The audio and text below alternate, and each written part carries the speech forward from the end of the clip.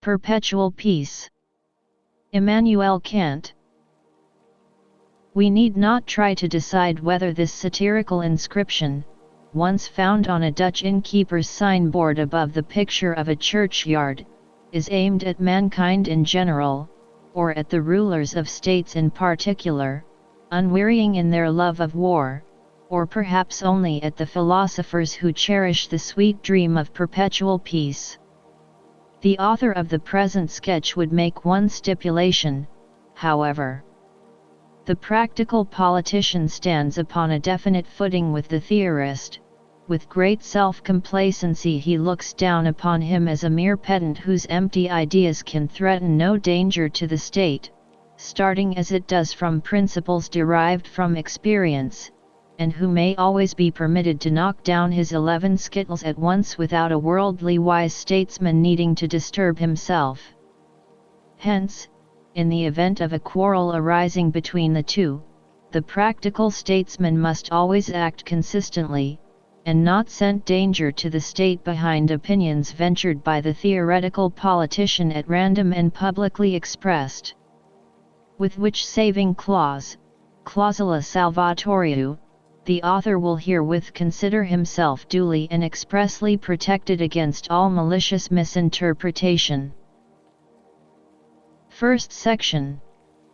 Containing the preliminary articles of perpetual peace between states. 1. No treaty of peace shall be regarded as valid, if made with the secret reservation of material for a future war. For then it would be a mere truce, a mere suspension of hostilities, not peace. A principia fees the end of all hostilities, and to attach to it the epithet eternal is not only a verbal pleonasm, but matter of suspicion. The causes of a future war existing, although perhaps not yet known to the high contracting parties themselves, are entirely annihilated by the conclusion of peace, however acutely they may be ferreted out of documents in the public archives. There may be a mental reitervation of old claims to be thought out at a future time, which are, none of them, mentioned at this stage, because both parties are too much exhausted to continue the war, while the evil intention remains of using the first favorable opportunity for further hostilities. Diplomacy of this kind only Jesuitical casuistry can justify. It is beneath the dignity of a ruler, just as acquiescence in such processes of reasoning is beneath the dignity of his minister, if one judges the facts as they really are. If, however, according to present enlightened ideas of political wisdom, the true glory of a state lies in the uninterrupted development of its power by every possible means, this judgment must certainly strike one as scholastic and pedantic. 2. No state having an independent existence, whether it be great or small, shall be acquired by another through inheritance, exchange, purchase, or donation. For a state is not a property, pammonas, as may be the ground on which its people are settled. It is a society of human beings over whom no one but itself has the right to rule and to dispose. Like the trunk of a tree, it has its own roots, and to gar it on to another state is to do away with its existence as a moral person, and to make of it a thing. Hence it is in contradiction to the idea of the original contract, without which no right over a people is thinkable. Everyone knows to what danger the bias in favor of these modes of acquisition has brought Europe. In other parts of the world it has never been known. The custom of marriage between states, as if they were individuals, has survived even up to the most recent times and is regarded partly as a new kind of industry by which ascendancy may be acquired through family alliances, without any expenditure of strength, partly as a device for territorial expansion. Moreover, the hiring out of the troops of one state to another to fight against an enemy not at war with their native country is to be reckoned in this connection, for the subjects are in this way used and abused at will as personal property. 3. Standing armies, de perpetuis, shall be abolished in course of time. For they are always threatening other states with war by appearing to be in constant readiness to fight. They incite the various states to outrival one another in the number of their soldiers, and to this number no limit can be set. Now, since owing to the sums devoted to this purpose, peace at last becomes even more oppressive than a short war, these standing armies are themselves the cause of wars of aggression, undertaken in order to get rid of this burden. To which we must add that the practice of hiring men to kill or to be killed seems to imply a use of them as mere machines and instruments in the hand of another, namely, the state, which cannot easily be reconciled with the right of humanity in our own person. The matter stands quite differently in the case of voluntary periodical military exercise on the part of citizens of the state, who thereby seek to secure themselves and their country against attack from without. The accumulation of treasure in a state would in the same way be regarded by other states as a menace of war, and might compel them to anticipate this by striking the first blow. For of the three forces, the power of arms, the power of alliance and the power of money, the last might well become the most reliable instrument of war, did not the difficulty of ascertaining the amount stand in the way. 4. No national debts shall be contracted in connection with the external affairs of the state. This source of help is above suspicion, where assistance is sought outside or within the state, on behalf of the economic administration of the country, for instance, the improvement of the roads, the settlement and support of new colonies, the establishment of granaries to provide against seasons of scarcity, and so on. But, as a common occasion used by the powers against one another, a credit system under which debts go on indefinitely increasing and are yet always assured against immediate claim, because all the creditors do not put in their claim at once, is a dangerous money power. This ingenious invention of a commercial people by the present century is, in other words, a treasure for the carrying on of war which may exceed the treasures of all the other states taken together, and can only be exhausted by a threatening deficiency in the taxes, an event, however, which will long be kept off by the very briskness of commerce resulting from the reaction of this system on industry and trade. The ease, then, with which war may be waged, coupled with the inclination of rulers towards it, an inclination which seems to be implanted in human nature, is a great obstacle in the way of perpetual peace. The prohibition of this system must be laid down as a preliminary article of perpetual peace, all the more necessarily because the final inevitable bankruptcy of the state in question must involve in the loss many who are innocent, and this would be a public injury to these states. Therefore other nations are at least justified in uniting themselves against such an one and its pretensions. 5. No state shall violently interfere with the constitution and administration of another. For what can justify it in so doing? The scandal which is here presented to the subjects of another state? The erring state can much more serve as a warning by exemplifying the great evils which a nation draws down on itself through its own lawlessness. Moreover, the bad example which one free person gives another, as scandalum exceptern, does no injury to the latter. In this connection, it is true, we cannot count the case of a state which has become split up through internal corruption into two parts, each of them representing by itself an individual state which lays claim to the whole. Here the yielding of assistance to one faction could not be reckoned as interference on the part of a foreign state with the constitution of another, for here anarchy prevails. So long, however, as the inner strife has not yet reached this stage, the interference of other powers would be a violation of the rights of an independent nation which is only struggling with internal disease. It would therefore itself cause a scandal, and make the autonomy of all states insecure. 6. No state at war with another shall countenance such modes of hostility as would make mutual confidence impossible in a subsequent state of peace. Such are the employment of assassins, precussories, or of poisoners, vmegc, breaches of capitulation, the instigating and making use of treachery, perducifio, in the hostile state. These are dishonorable stratagems.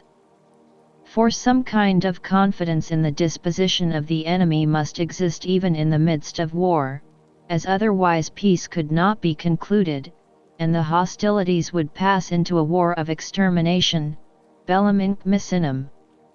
War, however, is only our wretched expedient of asserting a right by force, an expedient adopted in the state of nature, where no court of justice exists which could settle the matter in dispute.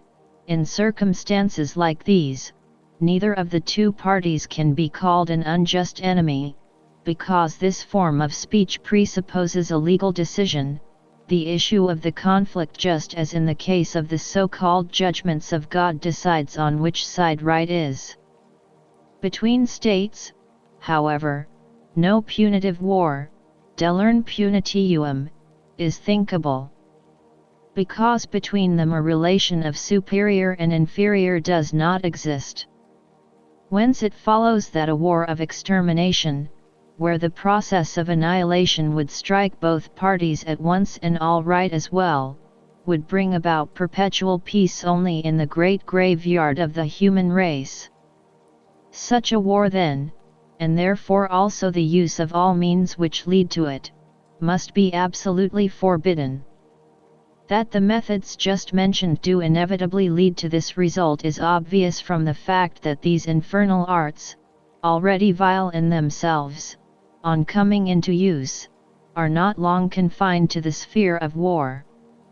Take, for example, the use of spies, uti pluvitoribus.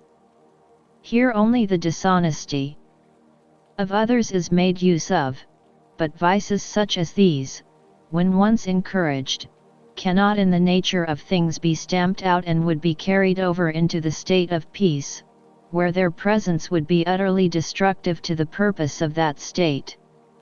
Although the laws stated are, objectively regarded, it in so far as they affect the action of rulers, purely prohibitive laws, legris prohibitivch, some of them, zrgcs strict at, are strictly valid without regard to circumstances and urgently require to be enforced.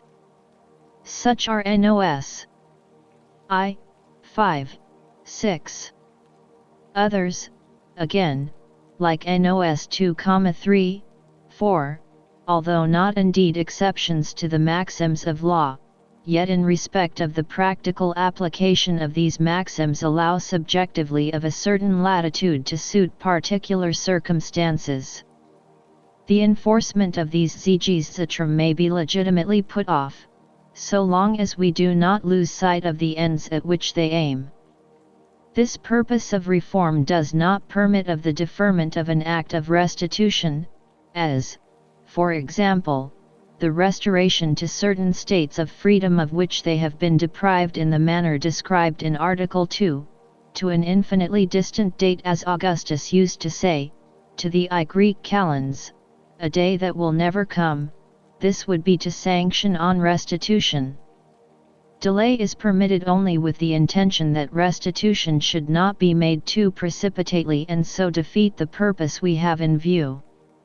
For the prohibition refers here only to the mode of acquisition which is to be no longer valid, and not to the fact of possession which, although indeed it has not the necessary title of right, yet at the time of so-called acquisition was held legal by all states, in accordance with the public opinion of the time.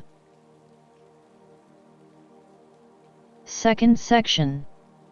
Containing the definitive articles of a perpetual peace between states.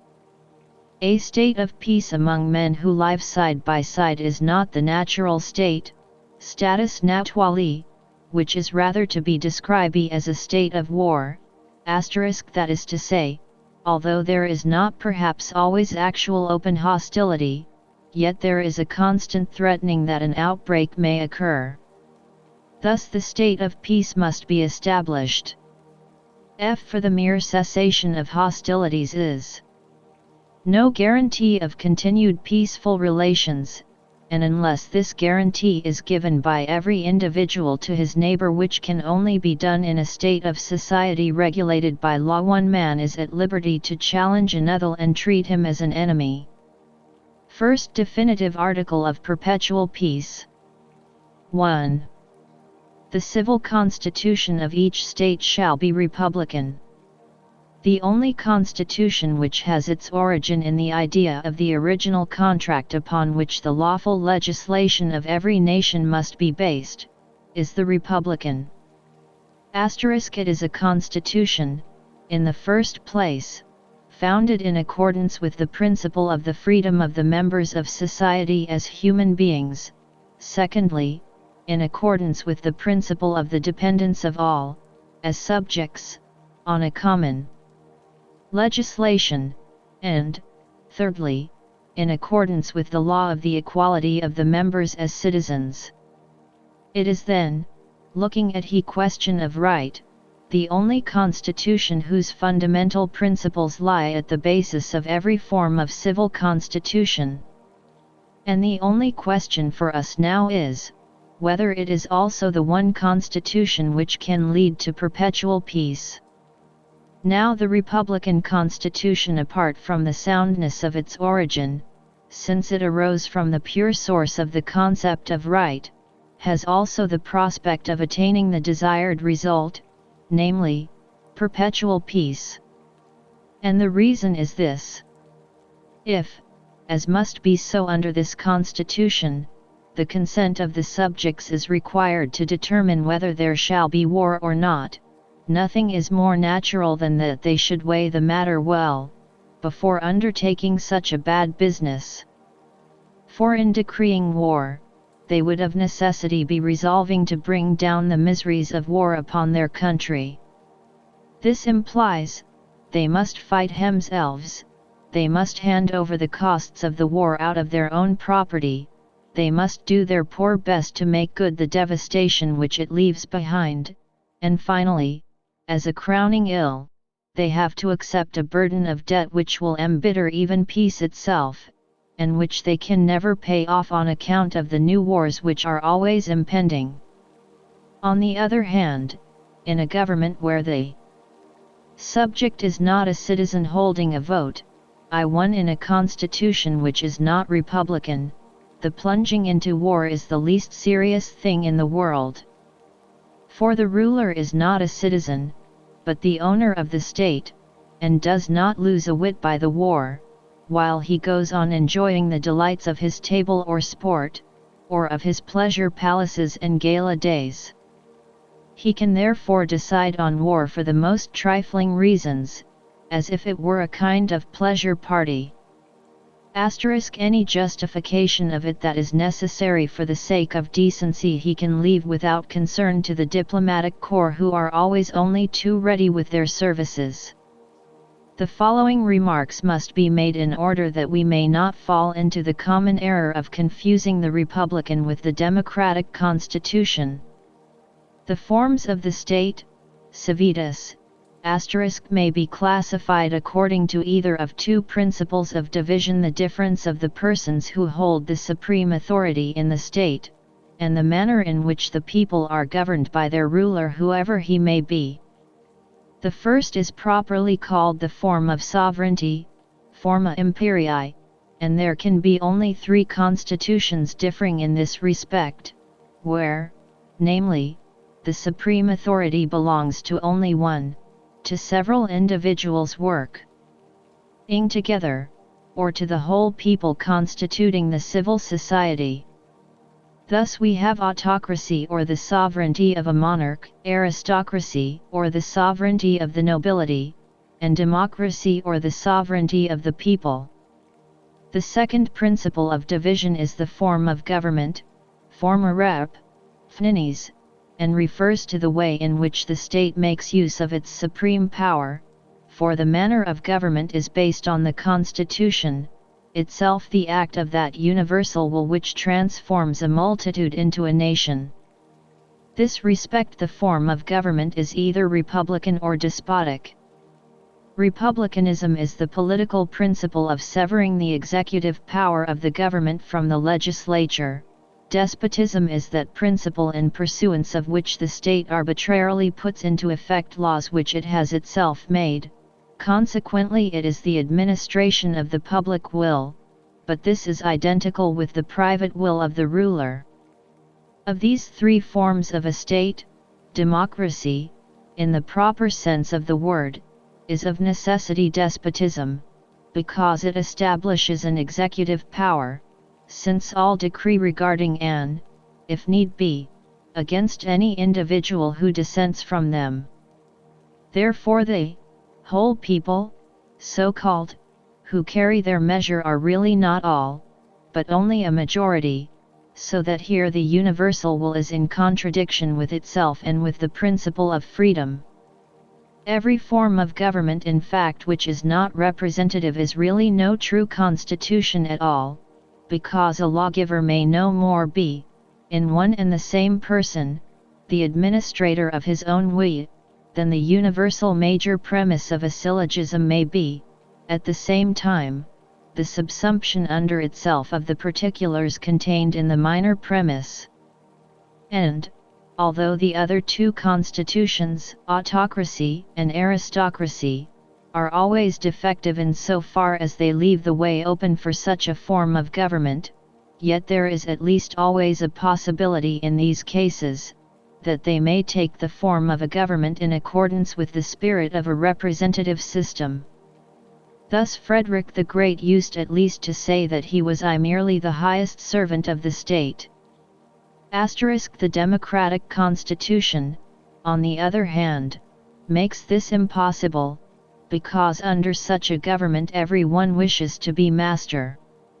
We may therefore say that the smaller the staff of the executive, that is to say, the number of rulers, and the more real, on the other hand, their representation of the people, so much the more is the government of the state in accordance with a possible republicanism, and it may hope by gradual RNRMS to raise itself to that standard. For this reason, it is more difficult under an aristocracy than under a monarchy, while under a democracy it is impossible except by a violent revolution to attain to this, the one perfectly lawful constitution. The kind of government, however, is of infinitely more importance to the people than the kind of constitution, although the greater or less aptitude of a people for this ideal greatly depends upon such external form. The form of government, however, if it is to be in accordance with the idea of right, must embody the representative system in which alone a republican form of administration is possible, and without which it is despotic and violent, be the constitution what it may. None of the ancient so-called republics were aware of this, and they necessarily slipped into absolute despotism, which, of all despotisms, is most endurable under the sovereignty of one individual. Second definitive article of perpetual peace. 2. The law of nations shall be founded on a federation of free states.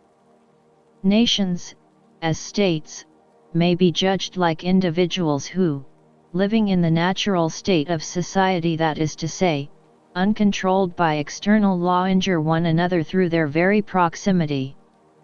Every state, for the sake of its own security, may and ought to demand that its neighbor should submit itself to conditions, similar to those of the civil society where the right of every individual is guaranteed.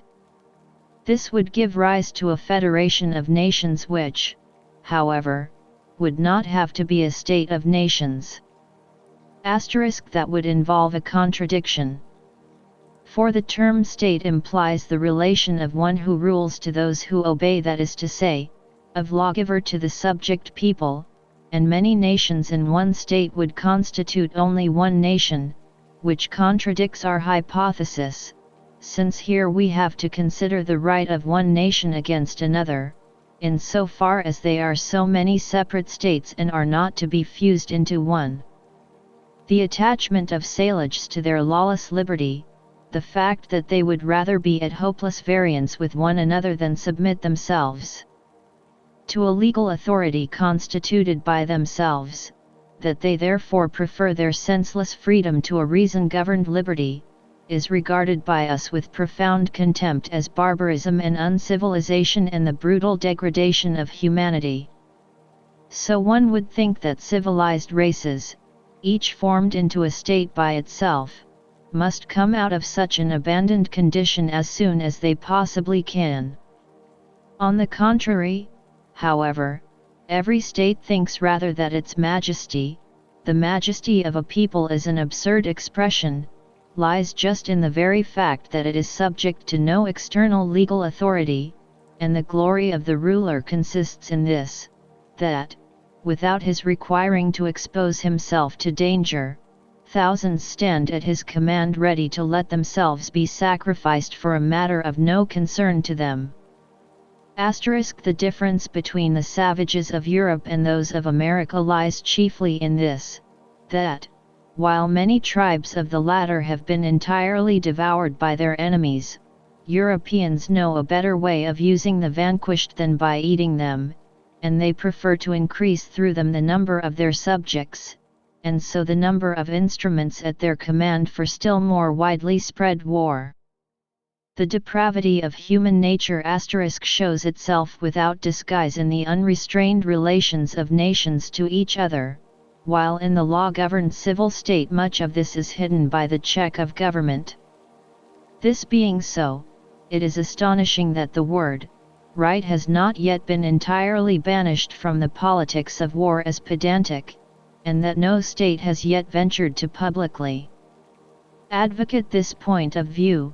For Hugo Grotius, Pufendorf, Vattel and others Job's comforters, all of them are always quoted in good faith to justify an attack, although their codes, whether couched in philosophical or diplomatic terms, have not nor can have the slightest legal force, because states, as such, are under no common external authority, and there is no instance of a state having ever been moved by argument to desist from its purpose, even when this was backed up by the testimony of such great men.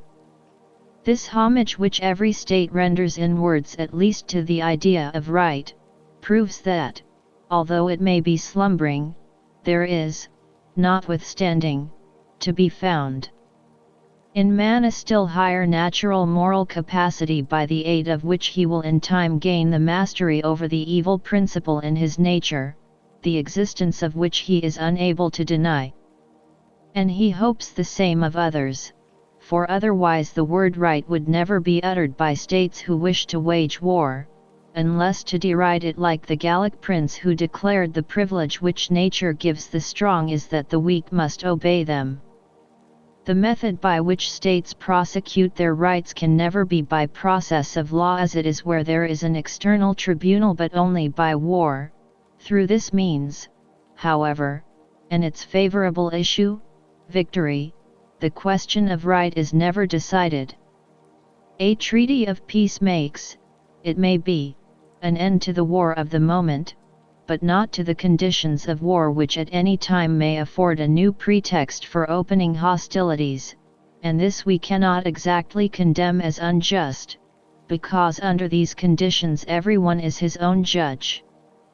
Notwithstanding, not quite the same rule applies to states according to the law of nations as holds good of individuals in a lawless condition according to the law of nature. Namely, that they ought to advance out of this condition. This is so, because, as states, they have already within themselves a legal constitution, and have therefore advanced beyond the stage at which others, in accordance with their ideas of right, can force them to come under a wider legal constitution. Meanwhile, however, reason, from her throne of the supreme law-giving moral power, absolutely condemns war as a morally lawful proceeding, and makes a state of peace, on the other hand, an immediate duty. Without a compact between the nations, however, this state of peace cannot be established or assured. Hence there must be an alliance of a particular kind which we may call a covenant of peace votus pax, lim, which would differ from a treaty of peace, pactum pacis, in this respect, that the latter merely puts an end to one war, while the former would seek to put an end to war forever. This alliance does not aim at the gain of any power whatsoever of the state, but merely at the preservation and security of the freedom of the state for itself and of other allied states at the same time. The latter do not, however, require, for this reason, to submit themselves like individuals in the state of nature to public laws and coercion.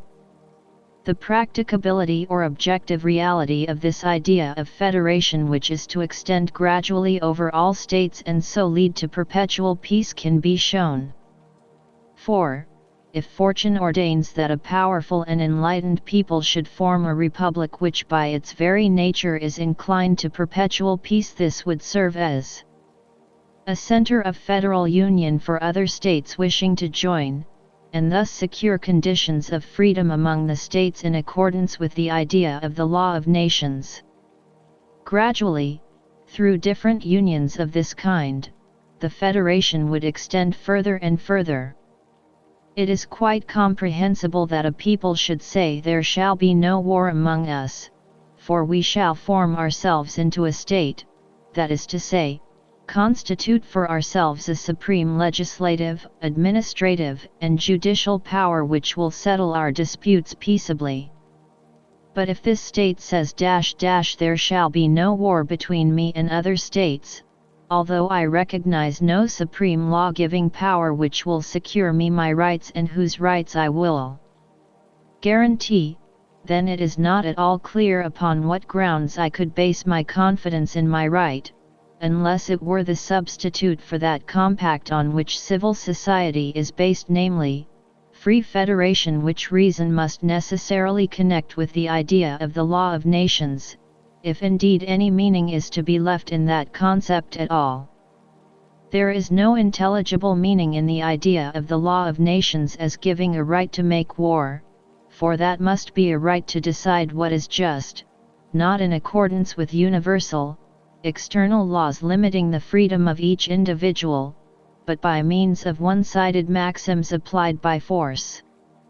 We must then understand by this that men of such ways of thinking are quite justly served, when they destroy one another, and thus find perpetual peace in the wide grave which covers all the abominations of acts of violence as well as the authors of such deeds. For states, in their relation to one another, there can be, according to reason, no other way of advancing from that lawless condition which unceasing war implies, than by giving up their savage lawless freedom, just as individual men have done, and yielding to the coercion of public laws. Thus they can form a state of nations, civitas gentium, 1, 2, which will be ever increasing and would finally embrace all the peoples of the earth. States, however, in accordance with their understanding of the law of nations, by no means desire this, and therefore reject in hypothesis what is correct in thesis. Hence, instead of the positive idea of a world republic, if all is not to be lost, only the negative substitute for it, a federation averting war, maintaining its ground and ever extending over the world, may stop the current of this tendency to war and shrinking from the control of law. But even then there will be a constant danger that this propensity may break out. Furor impius intus fermit horridus ors ruintu. Third definitive article of Perpetual Peace. 3. The rights of men, as citizens of the world, shall be limited to the conditions of universal hospitality. We are speaking here, as in the previous articles, not of philanthropy, but of right, and in this sphere hospitality signifies the claim of a stranger entering foreign territory to be treated by its owner without hostility. The latter may send him away again, if this can be done without causing his death, but, so long as he conducts himself peaceably, he must not be treated as an enemy. It is not a right to be treated as a guest to which the stranger can lay claim. A special friendly compact on his behalf would be required to make him for a given time an actual inmate, but he has a right of visitation. This right to present themselves to society belongs to all mankind in virtue of our common right of possession on the surface of the earth, on which, as it is a globe, we cannot be infinitely scattered, and must in the end reconcile ourselves to existence side by side. At the same time, originally no one individual had more right than another to live in any one particular spot. Uninhabitable portions of the surface, ocean, and desert, split up the human community, but in such a way that ships and camels dash the ship of the desert make it possible for men to come into touch with one another across these unappropriated regions and to take advantage of our common claim to the face of the earth with a view to a possible intercommunication. The inhospitality of the inhabitants of certain sea coasts is, for example, the coast of Barbary, in plundering ships in neighboring seas or making slaves of shipwrecked mariners, or the behavior of the Arab Bedouins in the deserts, who think that proximity to nomadic tribes constitutes a right to rob, is thus contrary to the law of nature. Theo right to hospitality, however, that is to say, the privilege of strangers arriving on foreign soil, do not amount more than what is implied in a permission to make an attempt at intercourse with the original inhabitants. In this way far distant territories may enter into peaceful relations with one another. These relations may at last come under the public control of law, and thus the human race may be brought near the realization of a cosmopolitan constitution. Let us look now, for the sake of comparison, at the inhospitable behavior of the civilized nations, especially the commercial states of our continent. The injustice which they exhibit on visiting foreign lands and races, this being equivalent in their eyes to conquest, is such as to fill us with horror. America, the Negro countries, the Spice Islands, the Cape etc. were, on being discovered, looked upon as countries which belonged to nobody, for the native inhabitants were reckoned as nothing. In Hindustani, under the pretext of intending to establish merely commercial depots, the Europeans introduced foreign troops, and, as a result, the different states of Hindustan were stirred up to far-spreading wars. Oppression of the natives followed, famine, insurrection, perfidy, and all the rest of the litany of evils which can afflict mankind. China and Japan, Nippon, which had made an attempt at receiving guests of this kind, have now taken a prudent step. Only to a single European people, the Dutch, has China given the right of access to her shores, but not of entrance into the country, while Japan has granted both these concessions, but at the same time they exclude the Dutch who enter, as if they were prisoners, from social intercourse with the inhabitants. The worst, or from the standpoint of ethical judgment he best, of all this is that no satisfaction is derived from all this violence, that all these trading companies stand on the verge of ruin, that the Sugar Islands, that seat of the most horrible and deliberate slavery, yield no real profit, but only have their use indirectly and for no very praiseworthy object, namely, that of furnishing men to be trained as sailors for the men of war and thereby contributing to the carrying on of war in Europe. And this has been done by nations who make a great ado about their piety, and who, while they are quite ready to commit injustice, would like, in their orthodoxy, to be considered among the elect. The intercourse, more or less close, which has been everywhere steadily increasing between the nations of the earth, has now extended so enormously that a violation of right in one part of the world is felt all over it. Hence the idea of a cosmopolitan right is no fantastical, high-flown notion of right, but a complement of the unwritten code of law, constitutional as well as international law, necessary for the public rights of mankind in general and thus for the realization of perpetual peace. For only by endeavoring to fulfill the conditions laid down by this cosmopolitan law can we flatter ourselves that we are gradually approaching that ideal. First supplement. Concerning the guarantee of perpetual peace. This guarantee is given by no less a power than the great artist Nature, Naturit de la Rerum, in whose mechanical course is clearly exhibited a predetermined design to make harmony spring from human discord, even against the will of man. Now this design, although called fate when looked upon as the compelling force of a cause, the laws of whose operation are unknown to us, is, when considered as the purpose manifested in the course of nature, called providence, as the deeplying wisdom of a higher cause, directing itself towards the ultimate practical end of the human race and predetermining the course of things with a view to its realization.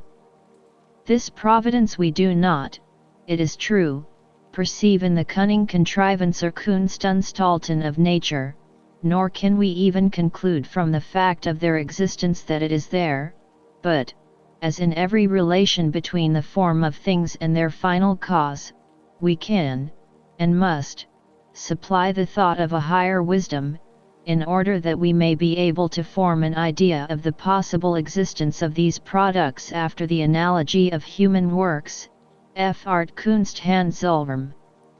The representation to ourselves of the relation and agreement of these formations of nature to the moral purpose for which they were made and which reason directly prescribes to us, is an idea, it is true, which is in theory superfluous, but in practice it is dogmatic, and its objective reality is well established.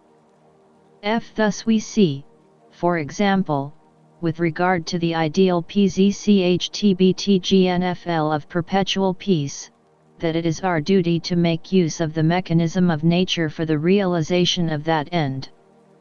Moreover, in a case like this where we are interested merely in the theory and not in the religious question, the use of the word nature is more appropriate than that of providence, in view of the limitations of human reason, which, in considering the relation of effects to their causes, must keep within the limits of possible experience.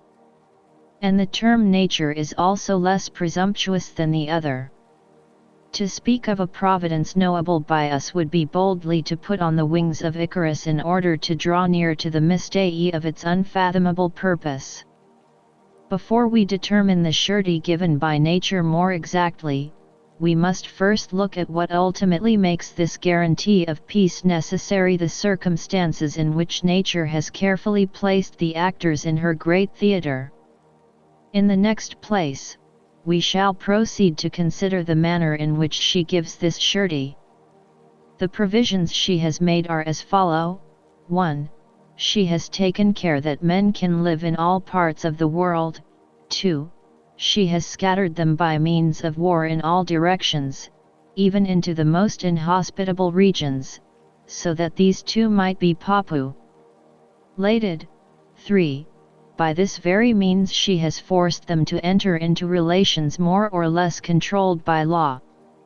It is surely wonderful that, on the cold wastes round the Arctic Ocean, there is always to be found moss for the reindeer to scrape out from under the snow, the reindeer itself either serving as food or to draw the sledge of the Ostyak or Samoyeds. And salt deserts which would otherwise be left unutilized have the camel, which seems as if created for traveling in such lands. This evidence of design in things, however, is still more clear when we come to know that, besides the fur-clad animals of the shores of the Arctic Ocean, there are seals, walruses, and whales whose flesh furnishes food and whose oil fire for the dwellers in these regions. But the providential care of nature excites our wonder above all, when we hear of the driftwood which is carried whence no one knows to these treeless shores, for without the aid of this material the natives could neither construct their craft, nor weapons, nor huts for shelter. Here too they have so much to do, making war against wild animals, that they live at peace with one another. But what drove them originally into these regions was probably nothing but war. Of animals, used by us as instruments of war, the horse was the first which man learned to tame and domesticate during the period of the peopling of the earth. The elephant belongs to the later period of the luxury of states already established. In the same way, the art of cultivating certain grasses called cereals no longer known to us in their original form, and also the multiplication and improvement, by transplanting and grafting, of the original kinds of root in Europe, probably only two species, the crab apple and wild pear, could only originate under the conditions accompanying established states where the rights of property are assured. That is to say, it would be after man, hitherto existing in lawless liberty, had advanced beyond the occupations of a hunter, a fisherman or a shepherd, to the life of a tiller of the soil, when salt and iron were discovered to become, perhaps, the first articles of commerce between different peoples and were sought far and near. In this way the peoples would be at first brought into peaceful relation with one another, and so come to an understanding and the enjoyment of friendly intercourse, even with their most distant neighbors. Now while nature provided that men could live on all parts of the earth, she also at the same time despotically willed that they should live everywhere on it, although against their own inclination, and even although this imperative did not presuppose an idea of duty which would compel obedience to nature with the force of a moral law. But, to attain this end, she has chosen war. So we see certain peoples, widely separated, whose common descent is made evident by affinity in their languages. Thus, for instance, we find the Samoyeds on the Arctic Ocean, and again a people speaking a similar language on the Altai Mountains, Zu miles Medan off, between whom has pressed in a mounted tribe, warlike in character and of Mongolian origin, which has driven one branch of the race far from the other, into the most inhospitable regions where their own inclination would certainly not have carried them. In the same way, through the intrusion of the Gothic and Sarmatian tribes, the Finns in the most northerly regions of Europe, whom we call Laplanders, have been separated by as great a distance from the Hungarians, with whose language their own is allied. And what but war can have brought Hiasquernos to the north of America, a race quite distinct from those of that country and probably European adventurers of prehistoric times? And war too, nature's method of populating the earth, must have driven the Pecherais in South America as far as Patagonia.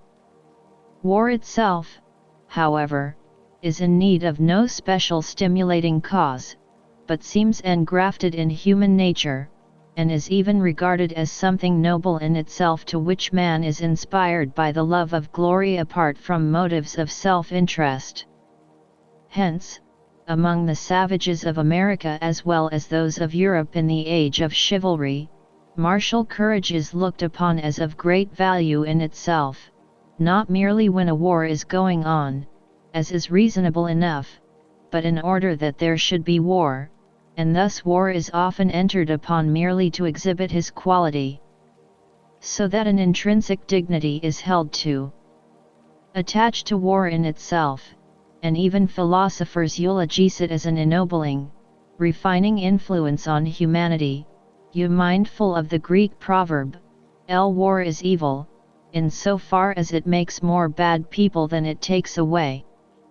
So much, then, of what nature does for her own ends with regard to the human race as members of the animal world. Now comes the question which touches the essential points in this design of a perpetual peace: what does nature do in this respect with reference to the end which man's own reason sets before him as a duty, and consequently what does she do to further the realization of his moral purpose? How does she guarantee that what man, by the laws of freedom, ought to do and yet fails to do, he will do, without any infringement of his freedom by the compulsion of nature, and that, moreover, this shall be done in accordance with the three forms of public right: constitutional or political law, international law, and cosmopolitan law? When I say of nature that she wills that this or that should take place, I do not mean that she imposes upon us the duty to do it, for only the free, unrestrained, practical reason can do that, but that she does it herself, whether we will or not. Fata volentem dua conhinolentum trahunt. 1. Even if a people were not compelled through internal discord to submit to the restraint of public laws, war would bring this about, working from without.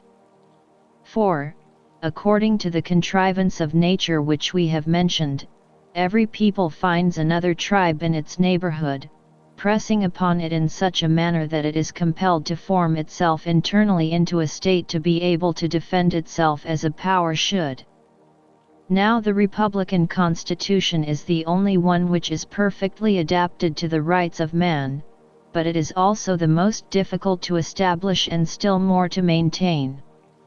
So generally this recognized that people often say the members of a republican state would require to be angels, because men, with their self-seeking propensities, are not fit for a constitution of so sublime a form. But now nature comes to the aid of the universal, reason-derived will which, much as we honor it, is in practice powerless. And this she does, by means of these very self-seeking propensities, so that it only depends and so much lies within the power of man on a good organization of the state for their forces to be so pitted against one another, that the one may check the destructive activity of the other or neutralize its effect. And hence, from the standpoint of reason, the result will be the same as if both forces did not exist, and each individual is compelled to be, if not a morally good man, yet at least a good citizen.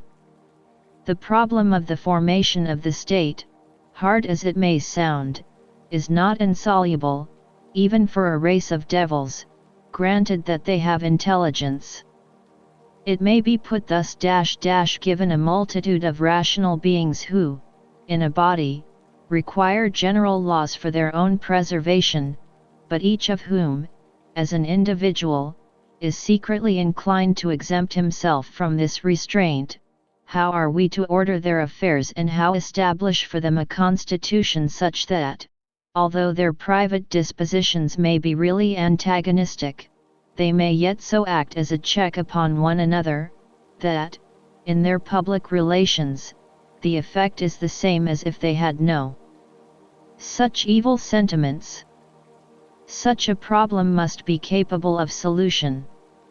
For it deals, not with the moral reformation of mankind, but only with the mechanism of nature, and the problem is to learn how this mechanism of nature can be applied to men, in order so to regulate the antagonism of conflicting interests in a people that they may even compel one another to submit to compulsory laws and thus necessarily bring about the state of peace in which laws have force. We can see, in states actually existing, although very imperfectly organized, that, in externals, they already approximate very nearly to what the idea of right prescribes, although the principle of morality is certainly not the cause. A good political constitution, however, is not to be expected as a result of progress in morality, but rather, conversely, the good moral rendition a nation is to be looked for, as one of the first fruits of such a constitution. Hence the mechanism of nature, working through the self-seeking propensities of man, which of course counteract one another in their external effects, may be used by reason as a means of making way for the realization of her own purpose, the empire of right, and, as far as is in the power of the state, to promote and secure in this way internal as well as external peace. We may say, then, that it is the irresistible will of nature that right shall at last get the supremacy. What one here fails to do will be accomplished in the long run, although perhaps with much inconvenience to us. As Butterweck says, if you bend the reed too much it breaks, he who would do too much does nothing. 2. The idea of international law presupposes the separate existence of a number of neighboring and independent states, and, although such a condition of things is in itself already a state of war, if a federative union of these nations does not prevent the outbreak of hostilities, yet, according to the idea of reason, this is better than that all the states should be merged into any under a power which has gained the ascendancy over its neighbors and gradually become a universal monarchy. For the wider the sphere of their jurisdiction, the more laws lose in force, and soulless despotism, when it has choked the seeds of good, at last sinks into anarchy. Nevertheless, it is the desire of every state, or of its ruler, to attain to a permanent condition of peace in this very way, that is to say, by subjecting the whole world as far as possible to its sway. But nature wills it otherwise. She employs two means to separate nations, and prevent them from intermixing, namely, the differences of language and of religion. These differences bring with them a tendency to mutual hatred, and furnish pretexts for waging war. But, nonetheless, with the growth of culture and the gradual advance of men to greater unanimity of principle, they lead to concord in a state of peace which, unlike the despotism we have spoken of, the churchyard of freedom, does not arise from the weakening of all forces, but is brought into being and secured through the equilibrium of these forces in their most active rivalry. 3. As nature wisely separates nations which the will of each state, sanctioned even by the principles of international law, would gladly unite under its own sway by stratagem or force, in the same way, on the other hand, she unites nations whom the principle of a cosmopolitan right would not have secured against violence and war. And this union she brings about through an appeal to their mutual interests. The commercial spirit cannot coexist with war, and sooner or later it takes possession of every nation. 4. Of all the forces which lie at the command of a state, the power of money is probably the most reliable. Hence states find themselves compelled not, it is true, exactly from motives of morality to further the noble end of peace and to avert war, by means of mediation, wherever it threatens to break out, just as if they had made a permanent league for this purpose. For great alliances with a view to war can, from the nature of things, only very rarely occur, and still more seldom succeed. In this way nature guarantees the coming of perpetual peace, through the natural course of human propensities, not indeed with sufficient certainty to enable us to prophesy the future of this ideal theoretically, but yet clearly enough for practical purposes. And thus this guarantee of nature makes it a duty that we should labor for this end, an end which is no mere chimera. Second supplement. A secret article for perpetual peace. A secret article in negotiations concerning public right is, when looked at objectively or with regard to the meaning of the term, a contradiction. When we view it, however, from the subjective standpoint, with regard to the character and condition of the person who dictates it, we see that it might quite well involve some private consideration, so that he would regard it as hazardous to his dignity to acknowledge such an article as originating from him. The only article of this kind is contained in the following proposition the opinions of Philadelphia sophers, with regard to the conditions of the possibility of a public peace, shall be taken into consideration by states armed for war. It seems, however, to be derogatory to the dignity of the legislative authority of a state to which we must of course attribute all wisdom to ask advice from subjects, among whom stand philosophers, about he rules of its behavior to other states. At the same time, it is very advisable that this should be done. Hence the state will silently invite suggestion for this purpose, while at the same time keeping the fact secret.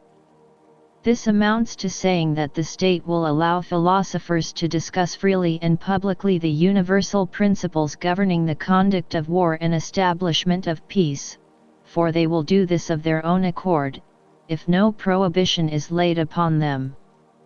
The arrangement between states, on this point, does not require that a special agreement should be made, merely for this purpose, for it is already involved in the obligation imposed by the universal reason of man which gives the moral law.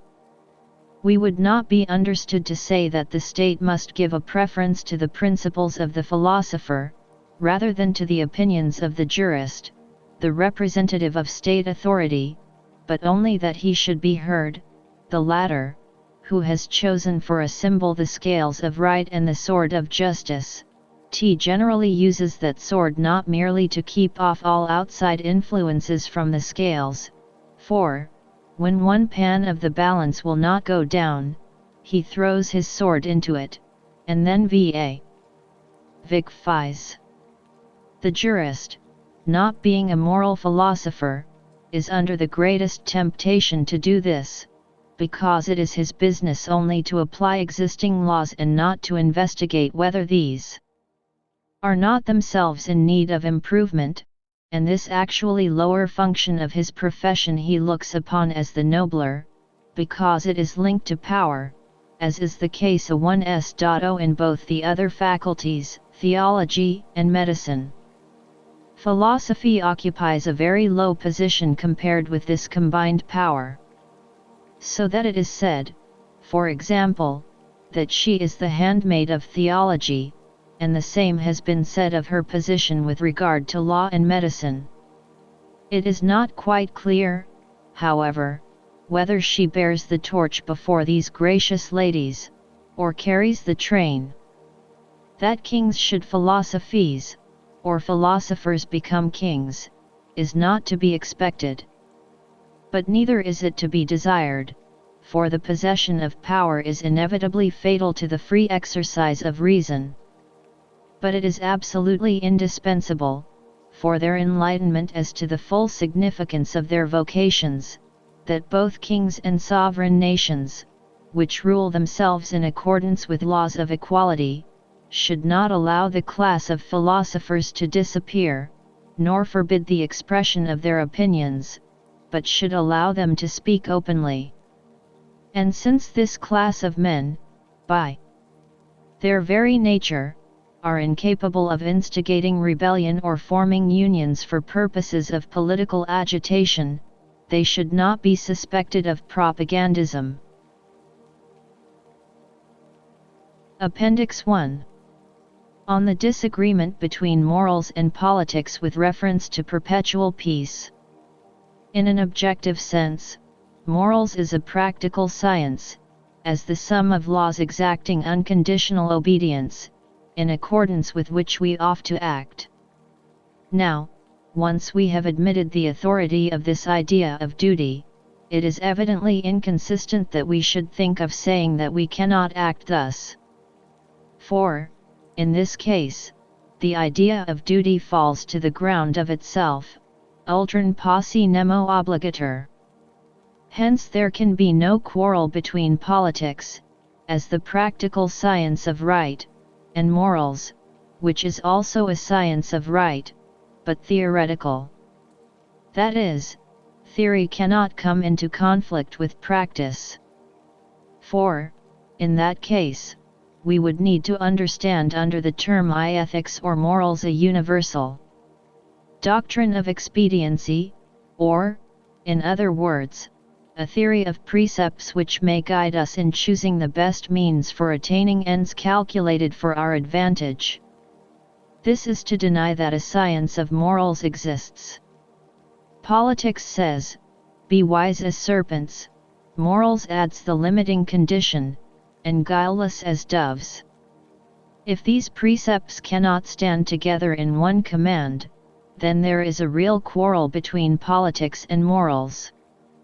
But if they can be completely brought into accord, then the idea of any antagonism between them is absurd, and the question of how best to make a compromise between the 2 points of view ceases to be even raised.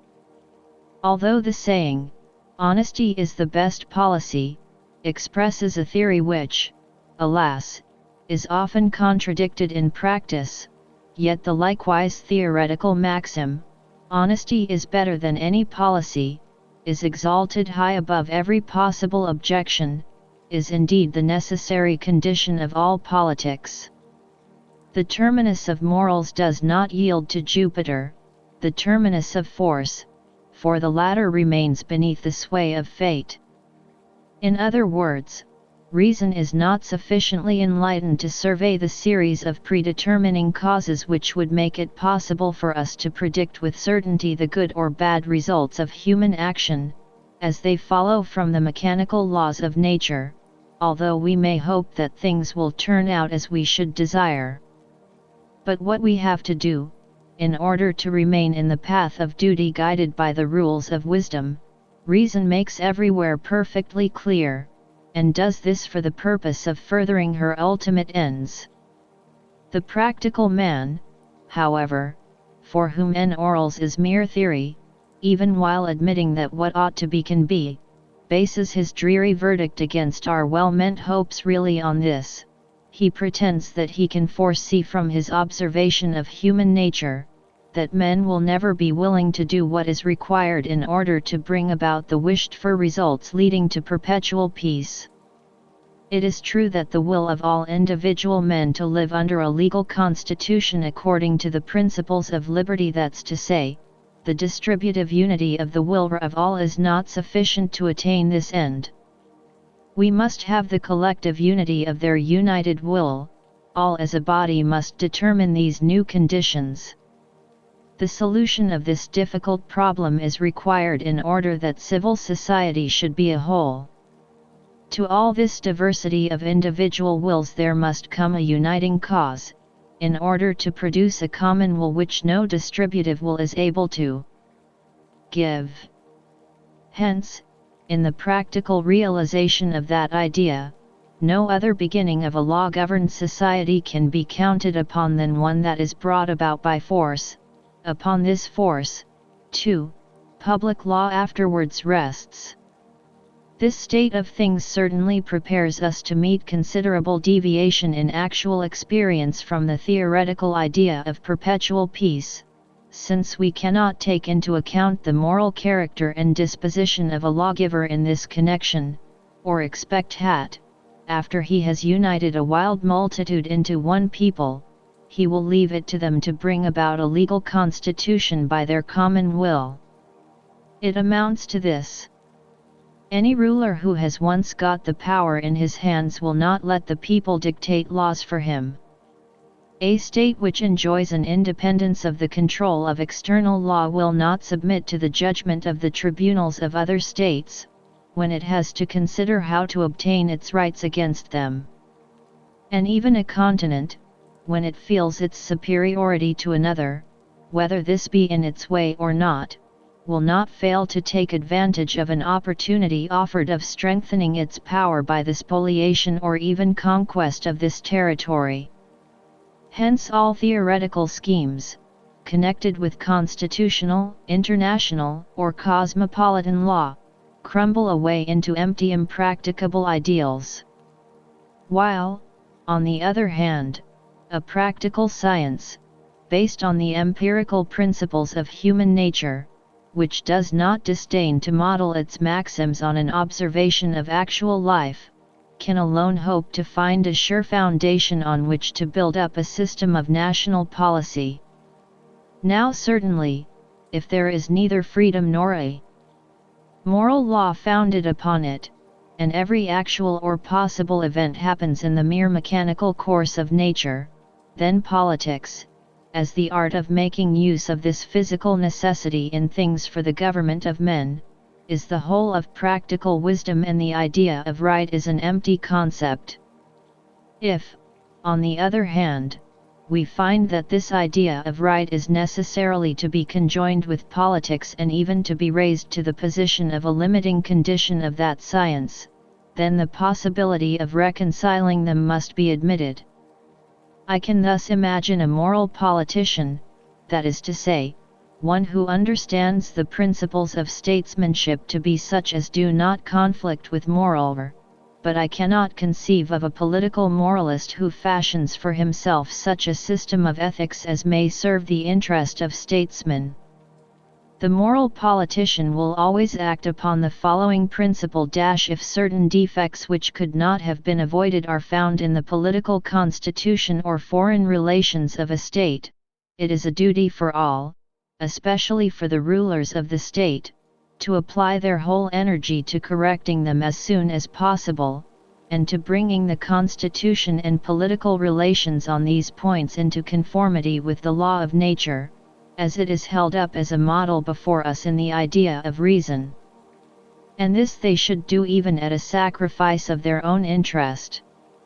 Now it is contrary to all politics which is, in this particular, in agreement with morals to dissever any of the links binding citizens together in the state or nations in cosmopolitan union, before a better constitution is there to take the place of what has been thus destroyed.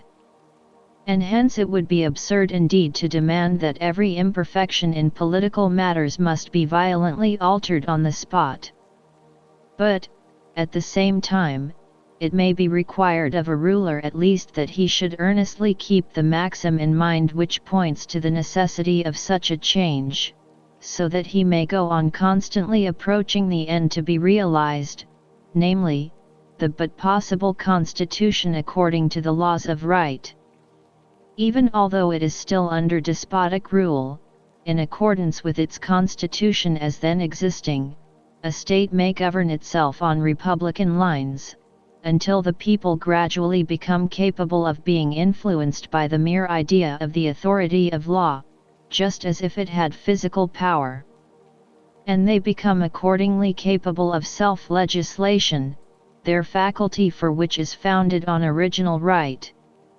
But if, through the violence of revolution, the product of a bad government, a constitution more in accord with the spirit of law were attained even by unlawful means, it should no longer be held justifiable to bring the people back to the old constitution, although, while the revolution was going on, every one who took part in it by use of force or stratagem, may have been justly punished as a rebel.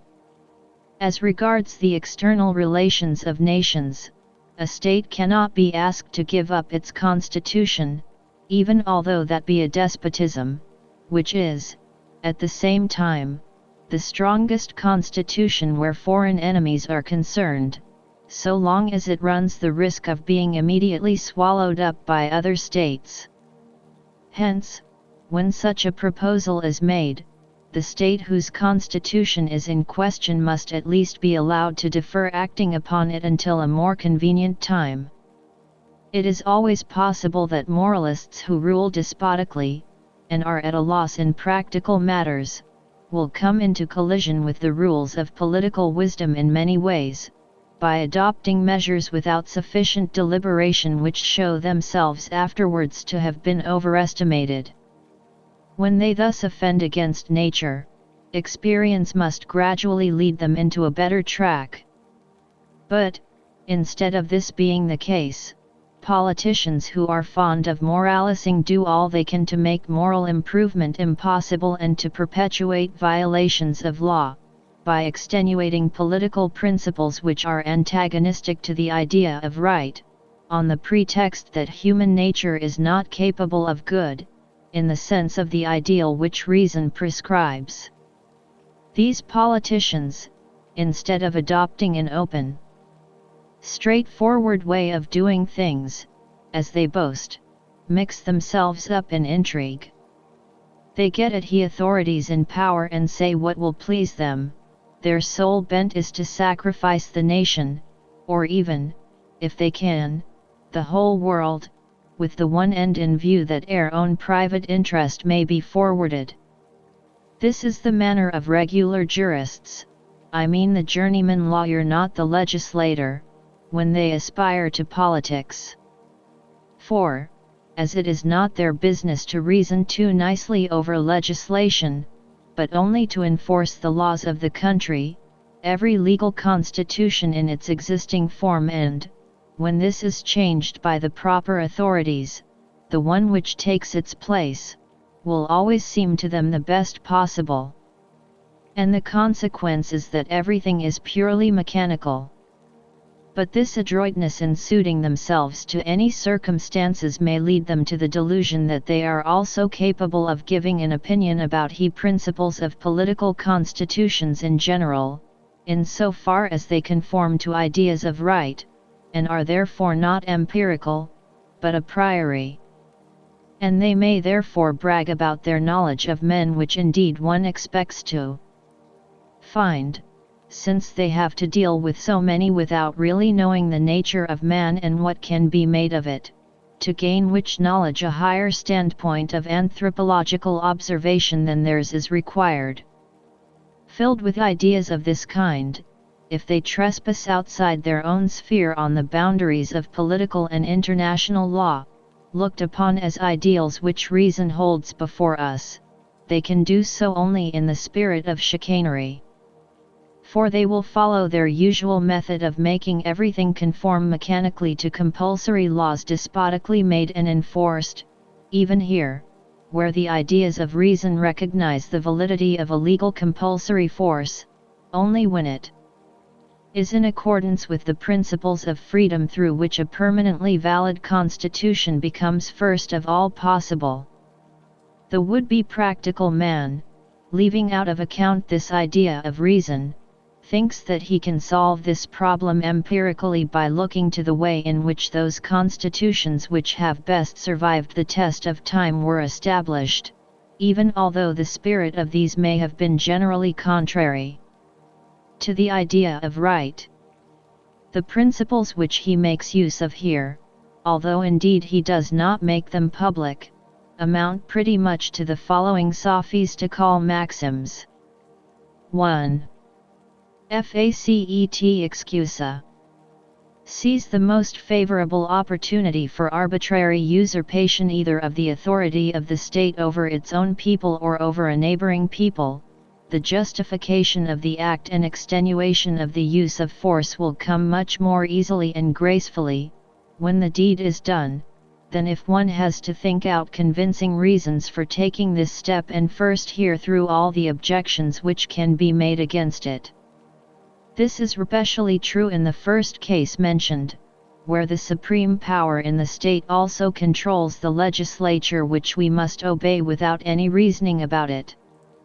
Besides, this show of audacity in a statesman even lends him a certain semblance of inward conviction of the justice of his action, and once he has got so far, the God of success is his best advocate.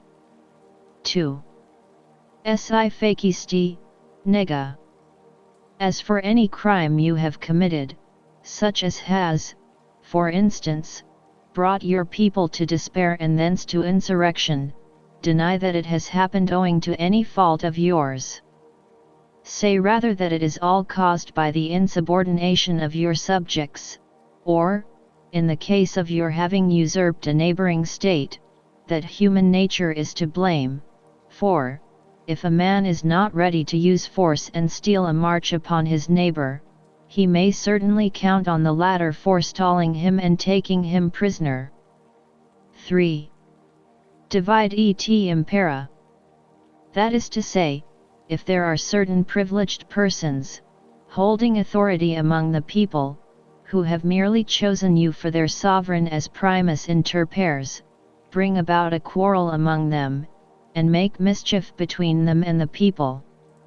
Now back up the people with a dazzling promise of greater freedom, everything will now depend unconditionally on your will. Or again, if there is a difficulty with foreign states, then to stir up dissension among them is a pretty sure means of subjecting first one and then the other to your sway, under the pretext of aiding the weaker. It is true that nowadays no body is taken in by these political maxims, for they are all familiar to everyone. Moreover, there is no need of being ashamed of them, as if their injustice were too patent. For the great powers never feel shame before the judgment of the common herd, but only before one another, so that as far as this matter goes, it is not the revelation of these guiding principles of policy that can make rulers ashamed, but only the unsuccessful use of them. For as to the morality of these maxims, politicians are all agreed. Hence there is always left political prestige on which they can safely count, and this means the glory of increasing their power by any means that offer. In all these twistings and turnings of an immoral doctrine of expediency which aims at substituting a state of peace for the warlike conditions in which men are placed by nature, so much at least is clear, that men cannot get away from the idea of right in their private any more than in their public relations, and that they do not dare.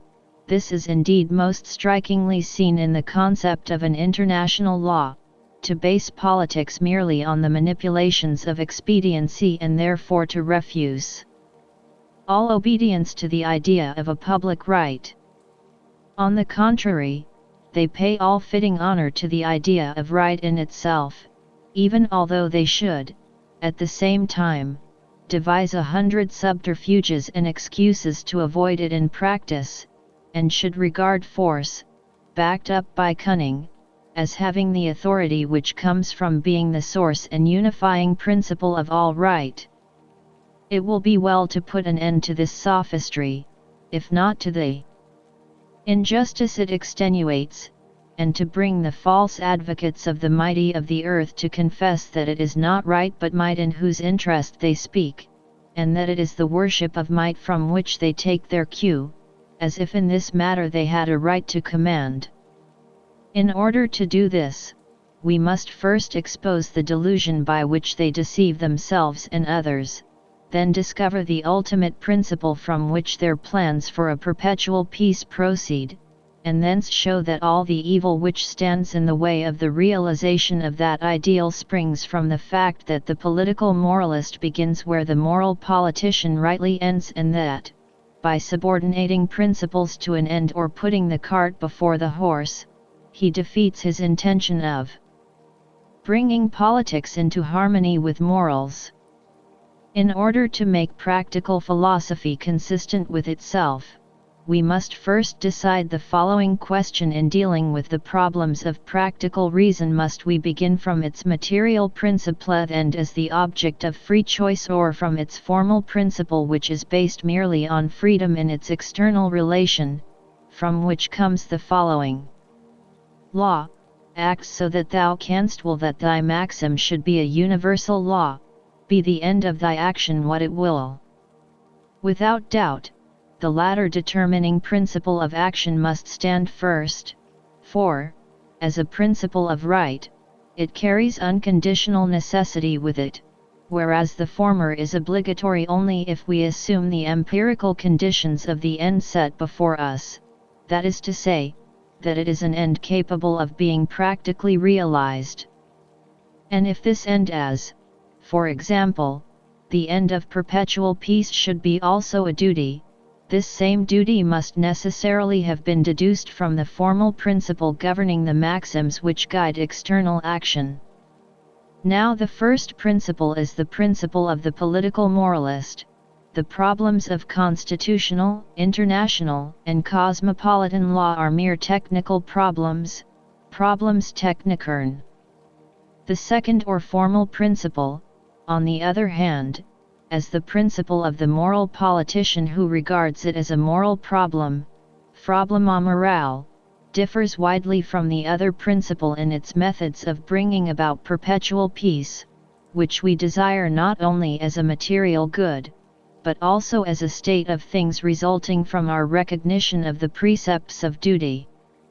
To solve the first problem, that, namely, of political expediency, much knowledge of nature is required, that her mechanical laws may be employed for the end in view. And yet the result of all knowledge of this kind is uncertain, as far as perpetual peace is concerned. This we find to be so, whichever of the three departments of public law we take. It is uncertain whether a people could be better kept in obedience and at the same time prosperity by severity or by baits held out to their vanity, whether they would be better governed under the sovereignty of a single individual or by the authority of several acting together, whether the combined authority might be better secured merely, say, by an official nobility or by the power of the people within the state, and, finally, whether such conditions could be long maintained. There are examples to the contrary in history in the case of all forms of government, with the exception of the only true republican constitution, the idea of which can occur only to a moral politician. Still more uncertain is a law of nations, ostensibly established upon statutes devised by ministers, for this amounts in fact to mere empty words, and rests on treaties which, in the very act of ratification, contain a secret reservation of the right to violate them. On the other hand, the solution of the second problem, the problem of political wisdom, forces itself, we may say, upon us. It is quite obvious to everyone, and puts all crooked dealings to shame. It leads, too, straight to the desired end, while at the same time, discretion warns us not to drag in the conditions of perpetual peace by force, but to take time and approach this ideal gradually as favorable circumstances permit. This may be expressed in the following maxim: sec ye first the king lorn of pure practical reason and it zero righteousness, and the object of your endeavour, the blessing of perpetual peace, will be added unto you. For the science of morals generally has this peculiarity, and it has it also with regard to the moral principles of public law, and therefore with regard to a science of politics knowable, a priori, that the less it makes a man's conduct depend on the end he has set before him, his purposed material or moral gain, so much the more, nevertheless, does it conform in general to this end. The reason for this is that it is just the universal will, given a priori, which exists in a people or in the relation of different peoples to one another, that alone determines what is lawful among men. This union of individual wills, however, if we proceed consistently in practice, in observance the mechanical laws of nature, may be at the same time the cause of bringing about the result intended and practically realizing the idea of right. Hence it is, for example, a principle of moral politics that a people should unite into a state according to the only valid concepts of right, the ideas of freedom and equality, and this principle is not based on expediency, but upon duty. Political moralists, however, do not deserve a hearing, much and sophistically as they may reason about the existence, in a multitude of men forming a society, of certain natural tendencies which would weaken those principles and defeat their intention. They may endeavor to prove their assertion by giving instances of badly organized constitutions, chosen both from ancient and modern times, as, for example, democracies without a representative system, but such arguments are to be treated with contempt, all the more because a pernicious theory of this kind may perhaps even bring about the evil which it prophesies.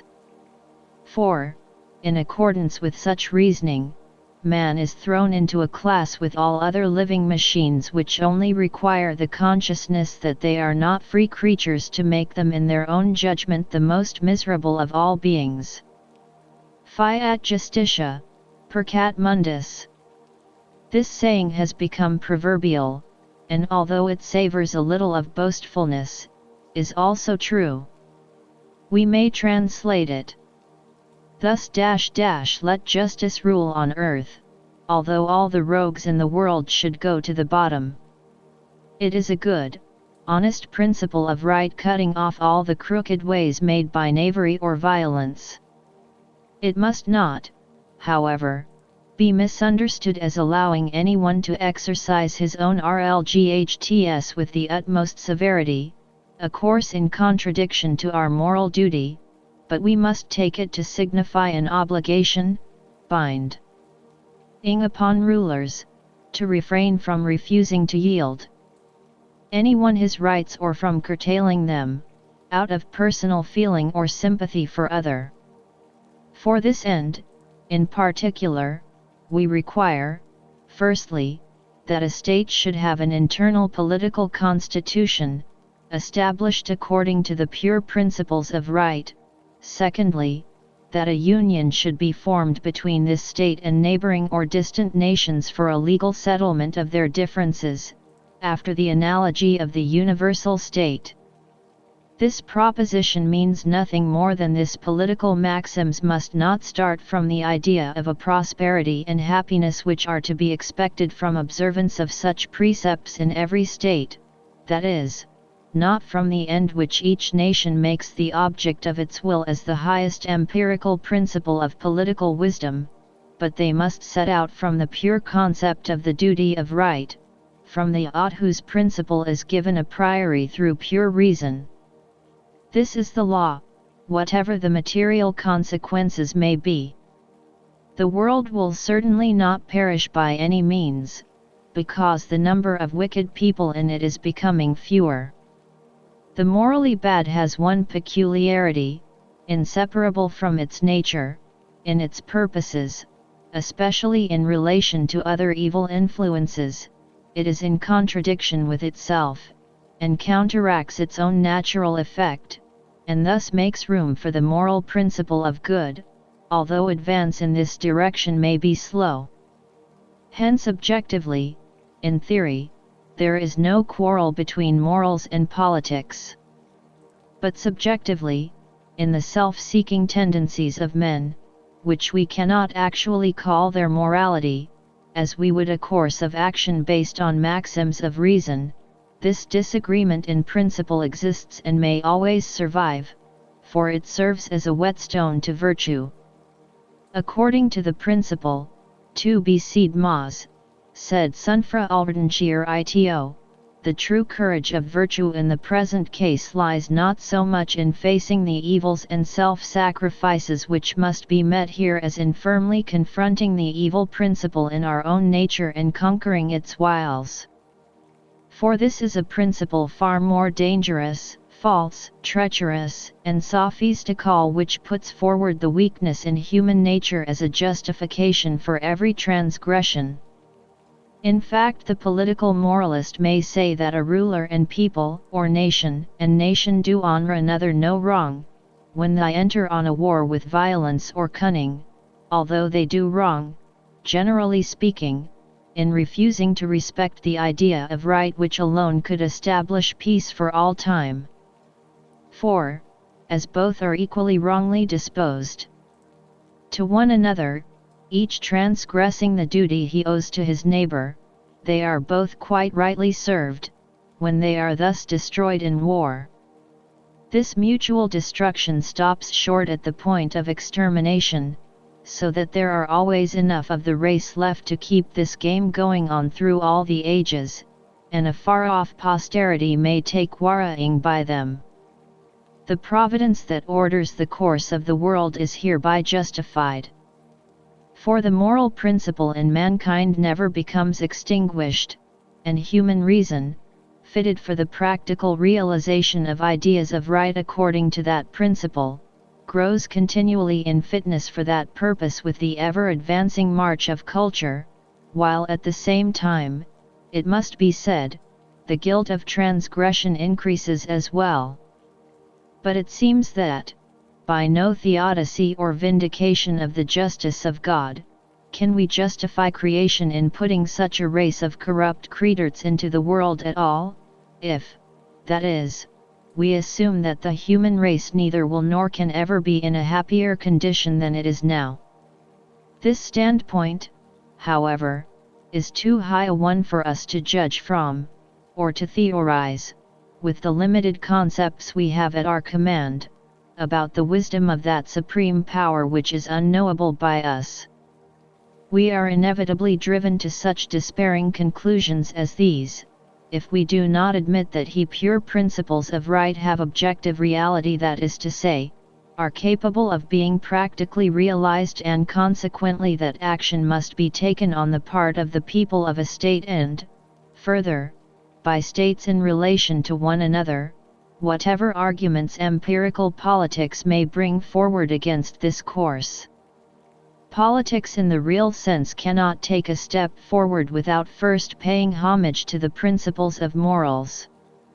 And, although politics, is a difficult art, in its union with morals no art is required, for in the case of a conflict arising between the two sciences, the moralist can cut asunder the knot which politics is unable to untie. Right must be held sacred by man, however great he cost and sacrifice to the ruling power. Here is no half and half course. We cannot devise a happy medium between right and expediency, a right pragmatically conditioned. But all politics must bend the knee to the principle of right, and may, in that way, hope to reach, although slowly perhaps, a level whence it may shine upon men for all time. Appendix 2. Concerning the harmony of politics with morals according to the transcendental idea of public right. If I look at public right from the point of view of most professors of law, and abstract from its mutter or its empirical elements, varying according to the circumstances given in our experience of individuals in a state or of states among themselves, then there remains the form of publicity. The possibility of this publicity, every legal title implies.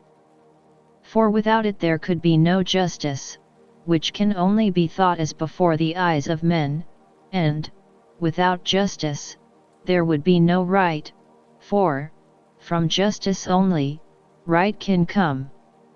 This characteristic of publicity must belong to every legal title. Hence, as, in any particular that occurs, there is no difficulty in deciding whether this essential attribute is present or not, whether, that is, it is reconcilable with the principles of the agent or not. It furnishes an easily applied criterion which is to be found a primi in the reason, x, that in the particular case we can at once recognize the falsity or illegality of a proposed claim, prudem arbitrius, as it were by an experiment of pure reason.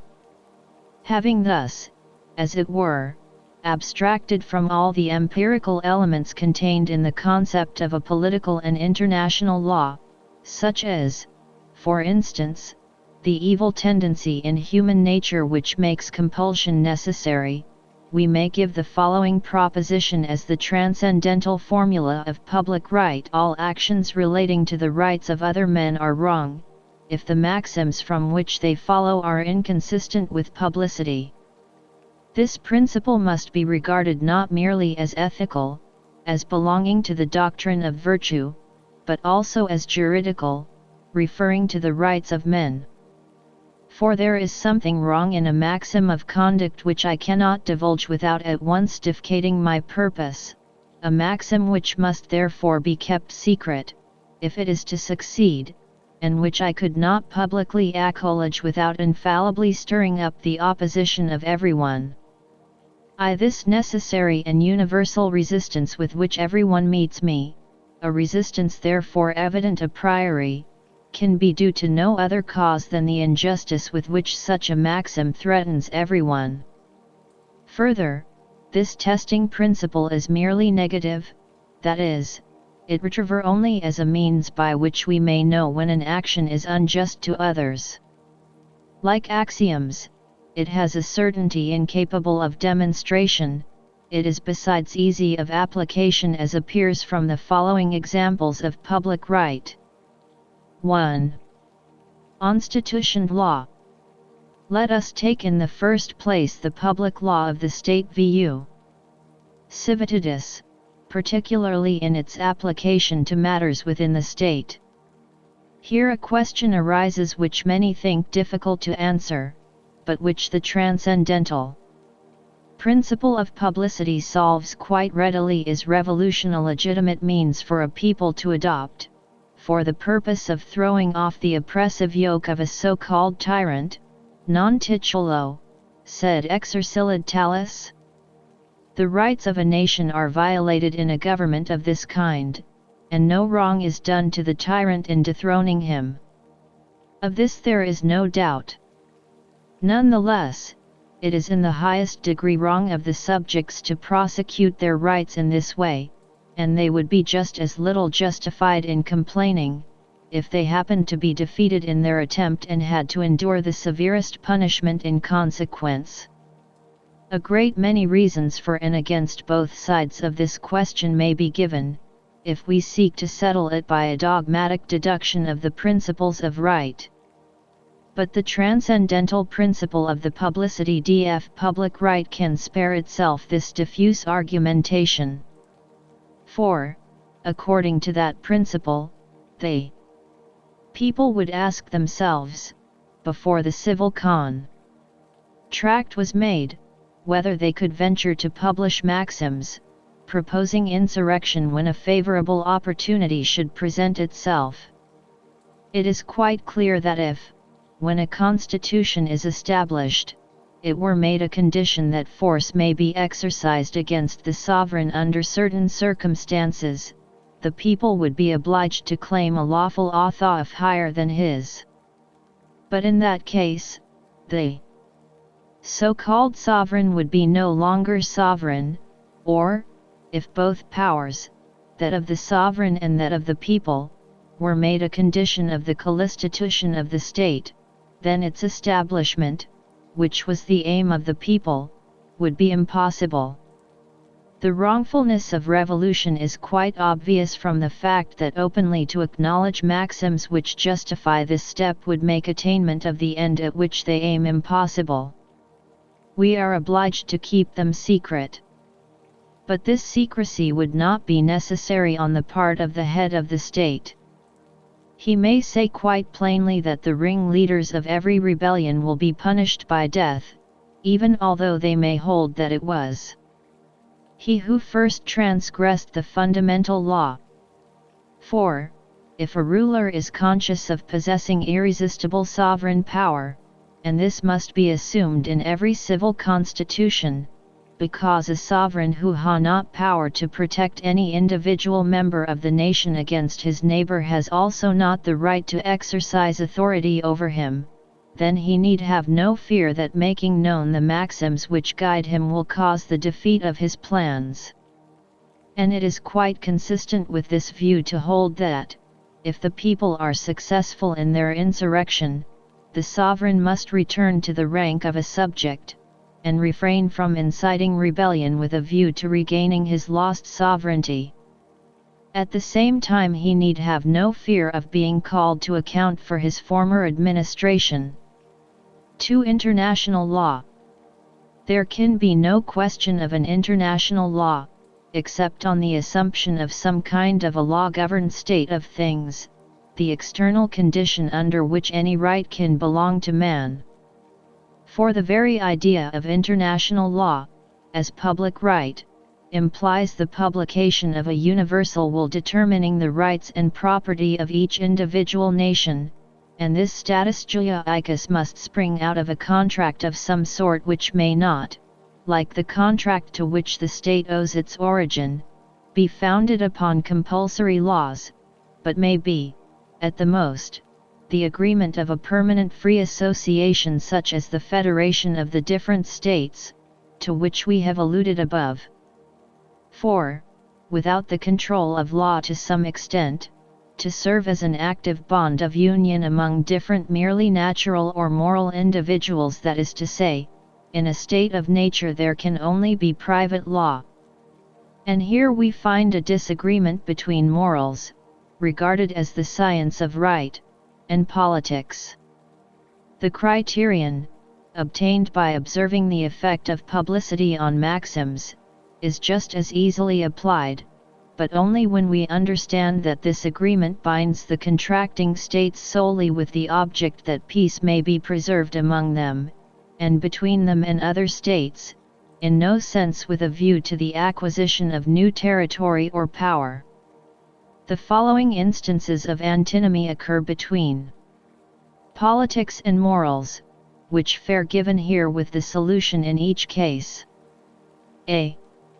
When either of these states has promised something to another, as, for instance, assistance, or a relinquishment of certain territory or subsidies and such like, the question may arise whether, in a case where the safety of the state thus bound depends on its evading the fulfillment of this promise, it can do so by maintaining a right to be regarded as a double person, firstly, as sovereign and accountable to no one in the state of which that sovereign power is head, and, secondly, merely as the highest official in the service of that state, who is obliged to answer to the state for every action.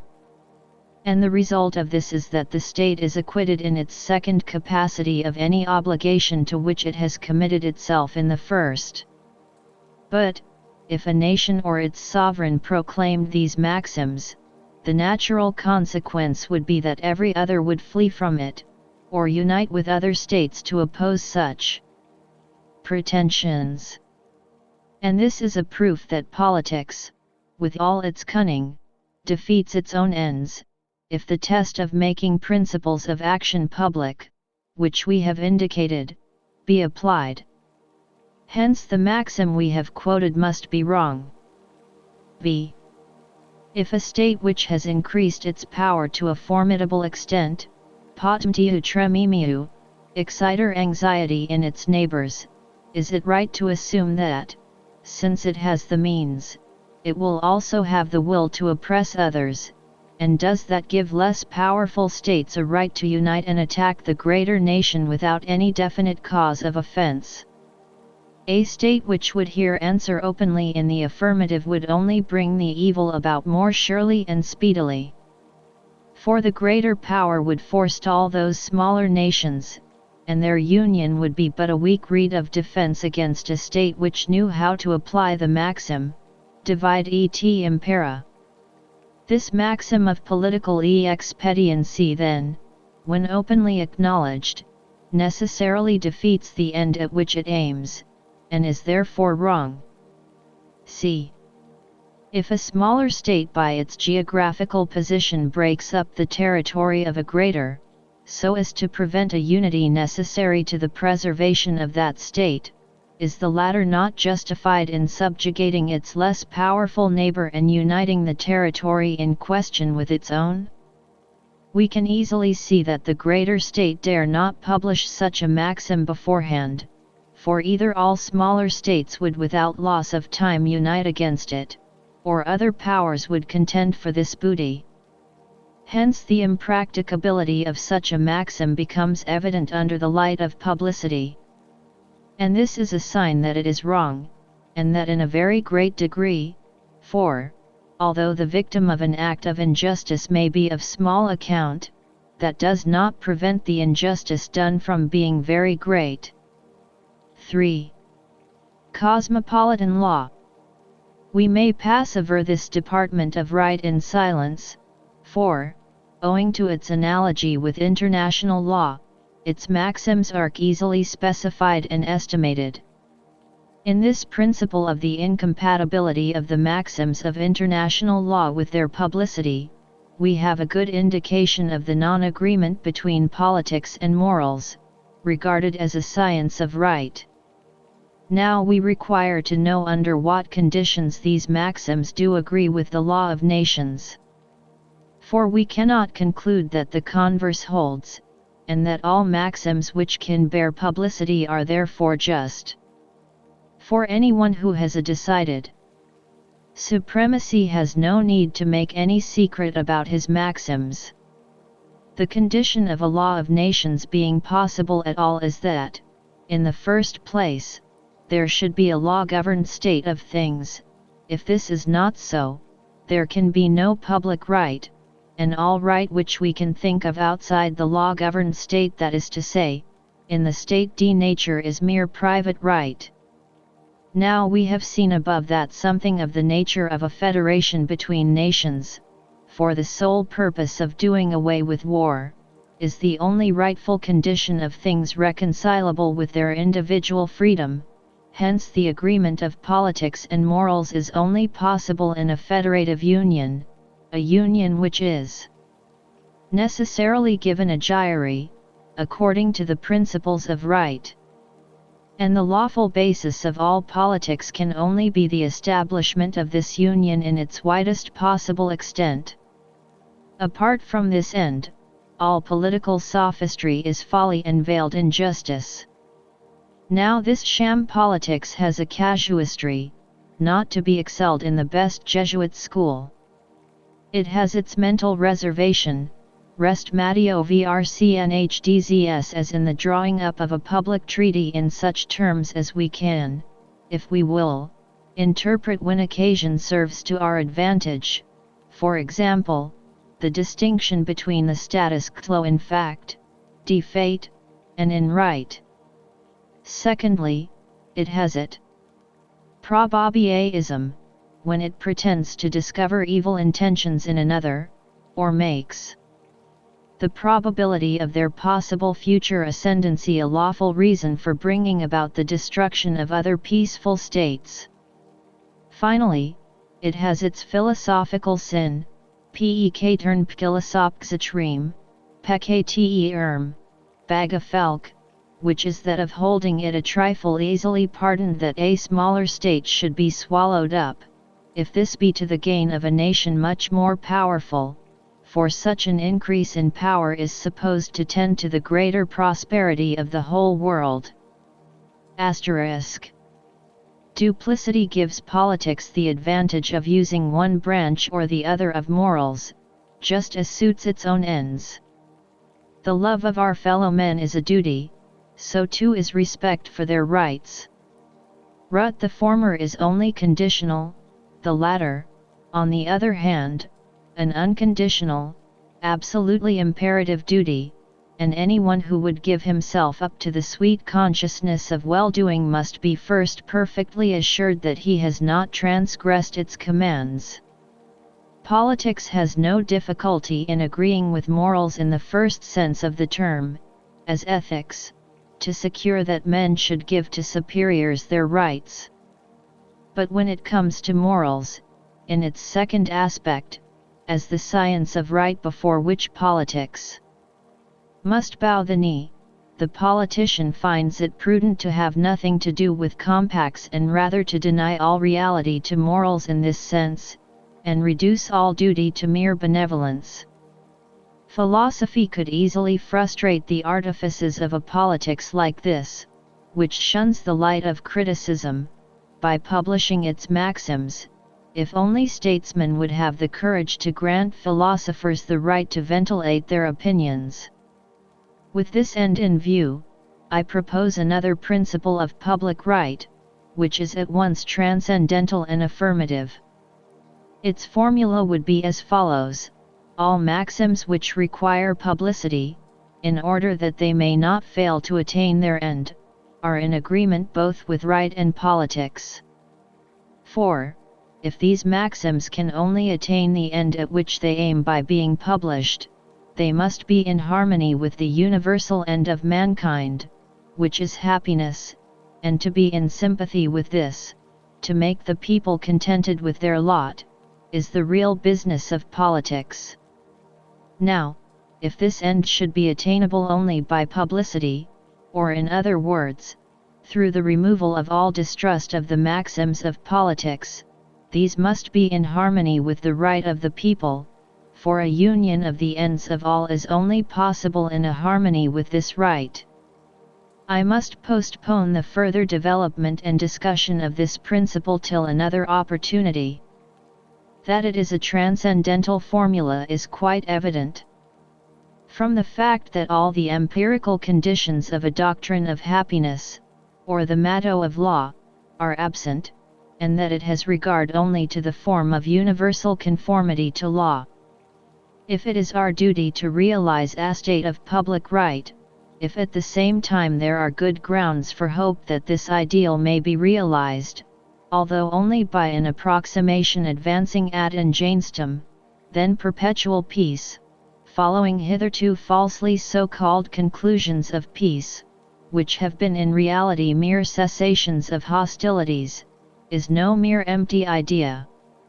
Rather we have here a problem which gradually works out its own solution and, as the periods in which a given advance takes place towards the realization of the ideal of perpetual peace will, we hope, become with the passing of time shorter and shorter, we must approach ever nearer to this goal. Our book is finished. Thank you for listening. We look forward to your support so that we can offer you better content.